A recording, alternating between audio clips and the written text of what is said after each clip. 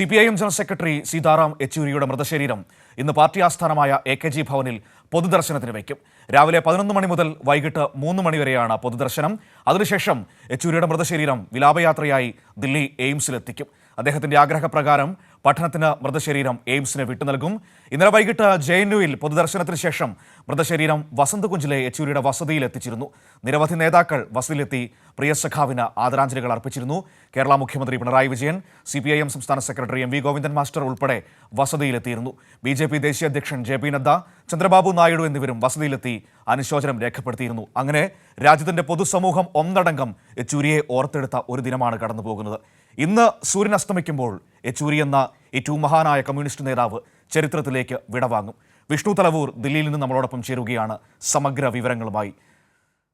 വിഷ്ണു, ഇന്ന് സൂര്യൻ അസ്തമിക്കുമ്പോൾ സീതാറാം യെച്ചൂരി എന്ന ചരിത്രം അവസാനിക്കുകയാണ്.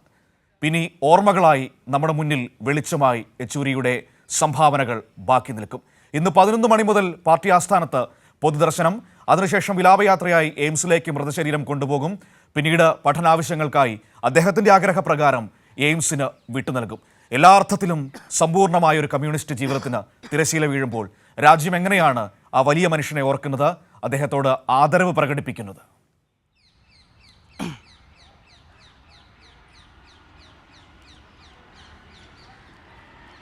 മനു, തീർച്ചയായിട്ടും സീതാറാം യെച്ചൂരി എന്ന ഇന്ത്യൻ രാഷ്ട്രീയത്തിലെ ഏറ്റവും തലയെടുപ്പുള്ള ഒരു നേതാവിന് ഇന്ന് രാജ്യം വിട ചൊല്ലുകയാണ്. ഇന്ന് രാവിലെ 11 മണി മുതലാണ് പാർട്ടി ആസ്ഥാനത്ത് പൊതുദർശനം ആരംഭിക്കുക.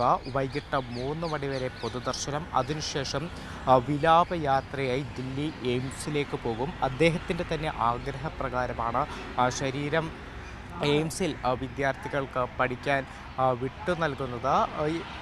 അത്തരത്തിൽ അടിമുടി എല്ലാ കാര്യത്തിലും കൃത്യമായ നിലപാടുകൾ മുന്നോട്ട് വെച്ചു പോയ ഒരു നേതാവ് കൂടിയാണ് സീതാറാം യെച്ചൂരി. ഇന്നലെ ഉച്ചയ്ക്ക് ശേഷമായിരുന്നു സീതാറാം യെച്ചൂരിയുടെ മൃതശരീരം മുതിർന്ന പോളിറ്റ് ബ്യൂറോ അംഗങ്ങളൊക്കെ തന്നെ എയിംസിൽ നിന്ന് ഏറ്റുവാങ്ങിയത്. MA ബേബി, പ്രകാശ് കാരാട്ട, ബൃന്ദ കാരാട്ട് ഉൾപ്പെടെയുള്ളവരാണ് സീതാറാം യെച്ചൂരിയുടെ മൃതശരീരം എയിംസിൽ നിന്നും ഏറ്റുവാങ്ങിയത്. അതിനുശേഷം JNUവിലേക്കായിരുന്നു ആ ഒരു യെച്ചൂരിയുടെ അവസാന എയിംസിൽ നിന്നുള്ള യാത്ര.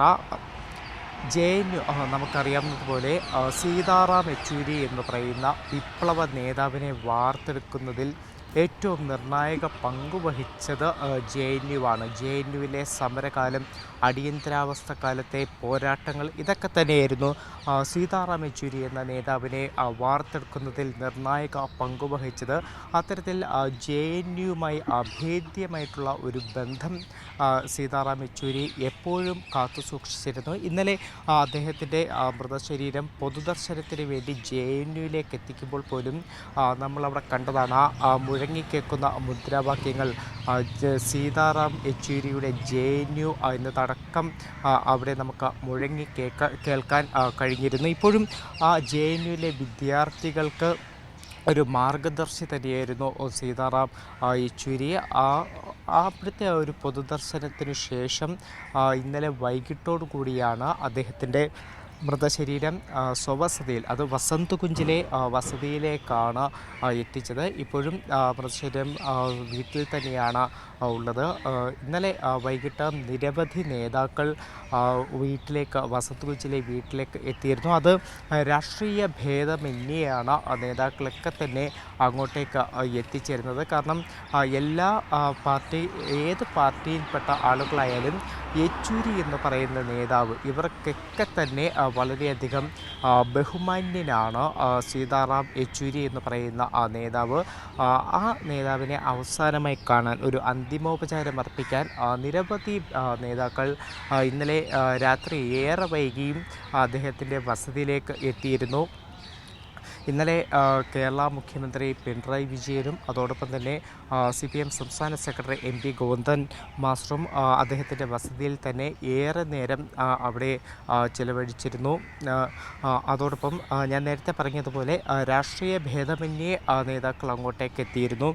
BJP ദേശീയ അധ്യക്ഷൻ JP നദ്ദ അങ്ങോട്ടേക്ക് എത്തിയിരുന്നു. അതോടൊപ്പം കേരള ഗവർണർ ആരിഫ് മുഹമ്മദ് ഖാൻ, ചന്ദ്രബാബു നായിഡു ഇത്തരത്തിൽ വിവിധ തലങ്ങളിലുള്ള നേതാക്കളെല്ലാം തന്നെ യെച്ചൂരിയെ അവസാനമായി കാണാൻ അദ്ദേഹത്തിൻ്റെ വസതിയിലേക്ക് എത്തിയിരുന്നു. ഇന്ന് ഞാൻ നേരത്തെ പറഞ്ഞതുപോലെ രാവിലെ 11 മണിക്കാണ് പൊതുദർശനം ആരംഭിക്കുക. 10:00 കൂടിയാകും യെച്ചൂരിയുടെ മൃതശരീരം AKG ഭവനിലേക്ക് എത്തിക്കുക. അവിടെ പൊതുദർശനത്തിനുള്ള എല്ലാ സജ്ജീകരണങ്ങളും ഇപ്പോൾ പൂർത്തിയാക്കിയിട്ടുണ്ട്.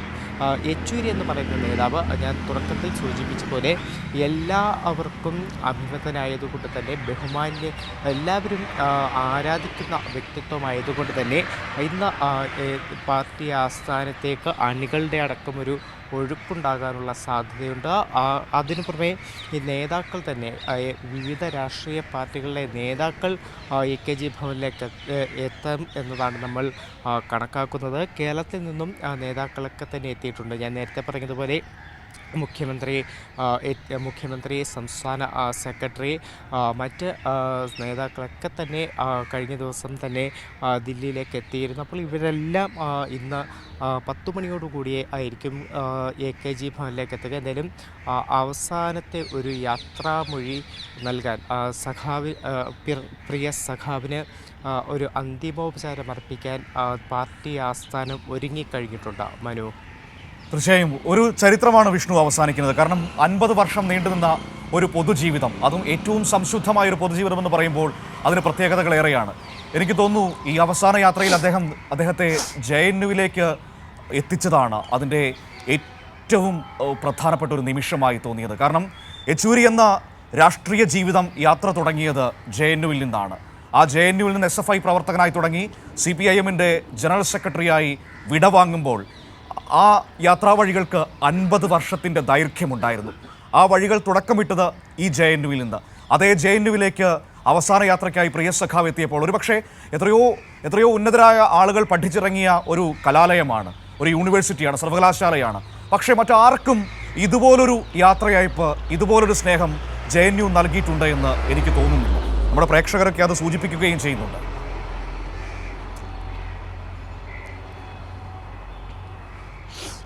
മനു, തീർച്ചയായിട്ടും അത്തരത്തിൽ തന്നെയാണ്. അതാണ് ഞാൻ തുടക്കത്തിൽ സൂചിപ്പിച്ചത്. കാരണം സീതാറാം യെച്ചൂരി എന്ന ഈ രാഷ്ട്രീയത്തിലെ അതികായനെ വാർത്തെടുക്കുന്നതിൽ ഏറ്റവും നിർണായക പങ്ക് വഹിച്ചത് JNU എന്ന് തന്നെ നമുക്ക് പറയണം. അദ്ദേഹം JNU പഠന കാലയളവിലാണ് ഈ ഒരു അടിയന്തരാവസ്ഥയൊക്കെ പ്രഖ്യാപിക്കപ്പെടുന്നത്. അവിടെ പിന്നീട് അദ്ദേഹം അറസ്റ്റ് ചെയ്യപ്പെടുന്നു. അതോടൊപ്പമാണ് ഇന്നും പാർട്ടി പ്രവർത്തകർ നെഞ്ചേറ്റുന്ന ഒരു ചിത്രമുണ്ട്.